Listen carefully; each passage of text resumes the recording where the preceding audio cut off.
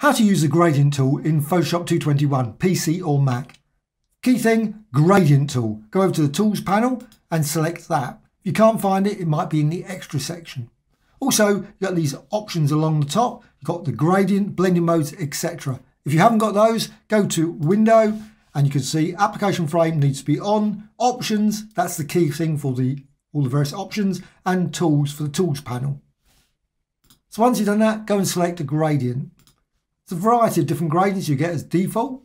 You've got options here to import additional ones as well as append default gradients. So you've got those and you can select any gradient. Just select a preset, and as you do that, you'll notice the colours change here. What you can also do is click there and it will bring up the gradient editor. So that's the key thing. Just simply go to this and click. That's all you need to do. If you want to select a preset, click there instead.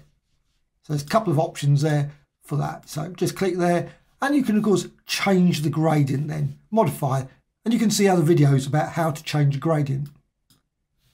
So once you've done that, what you need to do is then select a type or style. The name has varied.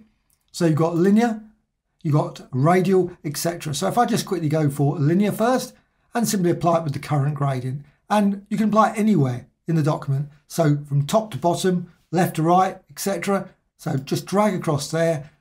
And as I do that, you can see the colours. You've got here red, obviously yellow, green, etc. You can see here red, yellow, green, purple at the far side. That was just simply just drag across. So where I release, that's the purple. That's that side. And you can do that obviously with the other one. So if I go here with radial type, so that was the linear, select that. And you can start again anywhere. You just, any position, doesn't particularly matter. Place it anywhere and you can see what happens. You've got the red in the center, which is that far left, and you've got the purple, which is this area out there. So you've got a gradient there, and you can create very small circles or you can create very large circles.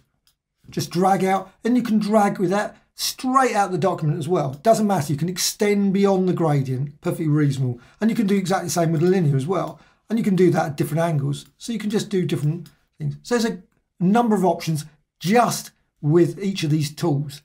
Also you've got angle. Now angle is slightly odd in the sense it creates this, and you get this sharp line. Now you can work around that and just change the stops so you avoid that strong line there.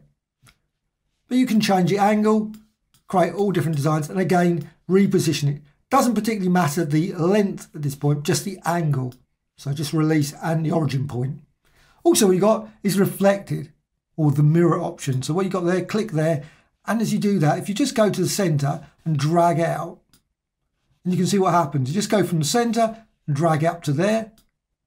You've got the red there, and that's obviously that one there, and you've got the purple at the far side on both sides. So it's reflected, it's at the top and at the bottom. And of course you can angle that as well. So you can do that. You've got purple there, purple there. You've got the red there, which is that side, in the center, that strong center, yellow, then green and blue, etc. What you've also got, you've got this one as well, the diamond one or square design.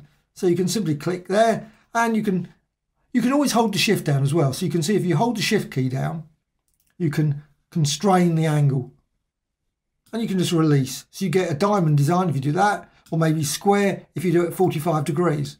And again, you can see again, you've got the red, which is the center, you've got the purple at the far edge, and we go through all the colours. I'm just going to go back now to the linear, and you can apply that again, and you've got the red there all the way through to the purple. And of course I can select any other one, doesn't matter, you don't have to. There's a number of variety of ones, and also if you want more, you can always go to Window and Gradients. So you've got your Gradients panel here. You can bring additional ones in, you can move them around, and much more. So it's not just limited to this small set. You've got a lot more gradients, which you can just say legacy gradients. So you can bring in a whole load more gradients to use, metal, etc. Now it's no good selecting them here in terms particularly, because what happens, this is more probably useful for dragging to create a fill. However, that's a completely different subject. But you can simply select there, and you notice as you do that, it will change it there. Personally, I rarely do that. I just go up to here and just change it here. Otherwise it starts to get slightly confusing which one you're using. So again, go and select that one. Now what you've also got You've got blend modes as well. So you've got the mode, and you might see there mode, and you've got normal. That's the default, normal. You've also got dissolve. Now dissolve, must admit, very rarely ever use. Only useful if you've got opacity that's lower than 100. So if you go say 43 and apply it, now see what happens. It's great for creating sort of noise effects like that. So if you want sort of noise design, just go to dissolve. Personally, very rarely use it. Oh, not there, darken, it's another one. And again, each of them got different things. So you can just apply them multiple times. And of course you can change the gradient now. If I go over here, maybe select this one, say apply that. Again, that's darken, multiply, and it just blends the underlying colour. So if you go all the way back, so I've got that design there. So if I use multiply now, let's just up the opacity again, just put that up to the max, and just apply that with multiply. And you can see what happens. The colours, they just get darker there. You've got a lot darker. And you can apply it again, and it will just get darker and darker and darker. It's just multiplied.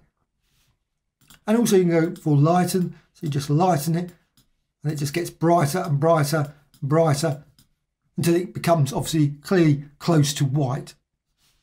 And you can run through these, and there's a number of them. My favourite is always difference. Nice for creating some interesting blends. And you can apply the effect across at any point. So click and then drag and then release. Click, drag and release. And you can get all kinds of different colour effects simply by doing that, if that's what you want. And of course, what you can always do after you've done that, you can always go to filter and apply various filters here. So all kinds of different effects can be created that. Again, just undo, just to bring it back to, say, the default one. And again, you can apply that again. And you can see you can get a variety of different designs. Also, you've got here fade gradient as well. So you can go to edit menu and fade gradient. So if you decide, you know what, I want that slightly faded. So you've got here difference. Obviously, that's the blending mode that was being used initially.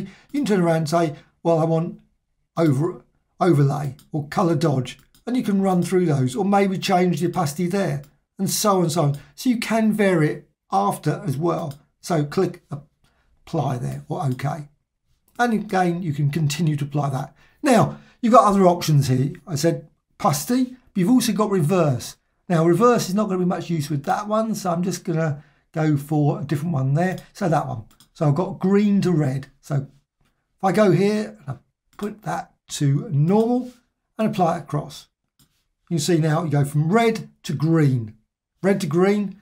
Now if I go over here to reverse, all it does is, if I drag across now the same way, green to red. Just reverses it, and it does reverse it in things. So if you go over there, you can see it just changes. So reverse. Most time I don't do that, but you can do it if you want to reverse it. Also dither. Now dither, most time you probably hardly ever notice it, but it's, if you've got dither off, and sometimes you'll notice there's a bit of band in there where you see sort of like imperfections in the gradient. And personally, most time I rarely ever see it, but I guess if you're printing, you might, when you print things, you might find it's better to have the dither on. So worth trying. Now you've also got transparency. So if you click transparency, now that makes no difference whatsoever if there's no transparency. It doesn't mysteriously create some transparency for you. What it does mean is if I click on here to bring up the editor, you'll notice along here you've got some stops. So say I go over here and there's opacity or transparency. Weird, it's called transparency there, but opacity here, just to confuse, but that is the same. So you've got opacity. So I've reduced the opacity there for the red, and the green is still 100%. So I've got some opacity there now. So if I drag that across, let's just go back. I should just go back to a completely empty document, would be easy to display, and then apply it. And you see what happens. You've got the white there now because of the transparency. Now if I turn that off and apply it again, the transparency is ignored. That's all it does. That's all that is, just a sort of quick way of removing the transparency. If you want transparency on, you can see you get these little sort of squares there appear in that design. So you can just apply it there, and it's quite useful for many, creating more subtle effects. So you want a very subtle red across that instead of a very strong, intense red. You can make it a lot more subtle with that. Now what you can also do, And I'm just going to remove that transparency now. You can also use maybe selections. So you go here for selection, create a selection, create a quick selection like that using any of the tools. There's a whole variety of different tools plus other selections here. And then you simply can go to your gradient tool again and you can apply the effect only in that selection, which is useful if you want to just make it in a particular area. So again, create another selection and again, go over here and apply the gradient there. And you can create different gradient designs across the image in different locations if that's what you want to do. What you can also do, now, so I've got that, let's just deselect, but I'm just going to select part of that area. Just go up to the selection tool there and copy and paste. So now what you see over here in the layers, I've got a layer here. And I can move that layer around, just go over to the move tool and you can see the layer design there. What I can do, I can actually add a selection there again, select and load selection. And again, click OK. Got that. And now I can go to the gradient tool again and I can simply apply the gradient design to that. So I can deselect that. Now that's a layer. So that layer design I've just added, very quick and easy. And I can then move it around, duplicate copies and create multiple copies of that gradient design and apply it across the image. What you can also do, flatten the image at that point, you've also got other options. I've been applying it in RGB, but what you can also do, you can always go to image and you've got modes here. So you've got grayscale, RGB, that's the default RGB, but you've got CMYK. You've also got 32-bit. So if you want to, you can always just set it onto that RGB and 32-bit channel. So now it's in 32-bit channel. What you can do, go to the gradient tool. Now if you click on there, it doesn't actually look any difference particularly. However, if I click there, go into the colours, you will notice that the colours have got far greater extreme. So you've got R is suddenly got a greater range. There's trillions or millions of colours. Whereas before you've obviously got a very limited set of colours. But now you've got a whole range of, and the thing is, if I go here and apply the gradient now, you see what happens with the gradient. It's a lovely smooth gradient, but also even more effective if you go say like the difference, and you can apply again the gradient there. And you can create some absolutely beautiful gradients in 32-bit. I think that's a much nicer gradient than just using it in 8-bit. So you can vary, you can always go back, and you can always go back. You don't have to just apply, obviously continue in 32-bit. You can always use the gradient tool and go back from there. Say, well, I don't want that anymore. I can do image, mode, and go to 8-bit. Now, as you do that, you get this panel pop up. And you can then run through that and just quickly try, set the settings, just change things. So change exposure, maybe go that way. And you can end up with a far more beautiful gradient than probably if you just use the gradient tool in the standard image and 8-bit. But it's an option, so you can try it in other colour modes. There's also other things you can do with the gradient tool. You can use it with channels, with type, and much, much more. Hope you found this tutorial of interest. Always add new tutorials all the time about Photoshop. Also, a like or dislike, always appreciated either way. Thank you much.